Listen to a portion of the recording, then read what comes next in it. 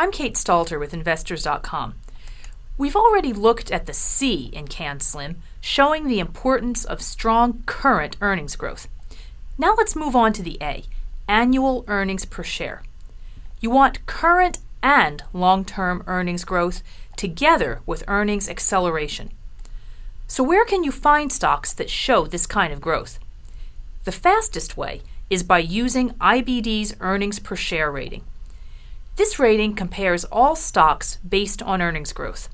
The scale is 1 to 99, 99 being highest. For instance, when you see a stock with an EPS rating of 80, that means its recent quarterly and annual earnings growth is better than 80% of all other stocks. Here's a stock showing earnings strength in the fall of 2006, EasyCorp. It has an earnings per share rating of 99, meaning its earnings are outperforming 99% of stocks.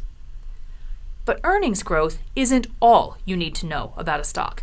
Don't make the mistake of focusing on only one or two measurements. For example, also look at your stock's SMR rating. SMR is a proprietary IBD rating. It stands for sales, profit margins, and return on equity. Stocks are rated A through E, with A being the highest. Each stock is compared against all others, so you can easily see how it stacks up. Also, don't ignore a stock simply because it has a high price-to-earnings ratio. Many of the great stock market winners had PEs well above the market average at the time they began their biggest price moves. When Apple Computer jumped out of a consolidation period, or a base, in March 2004, it had a PE ratio of 56, which seemed high to many investors.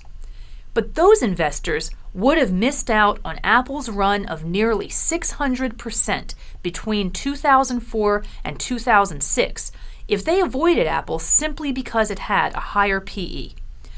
So look for stocks with exceptionally strong earnings and sales. Join us next time when we talk about the N in CanSlim. I'm Kate Stalter with Investors.com.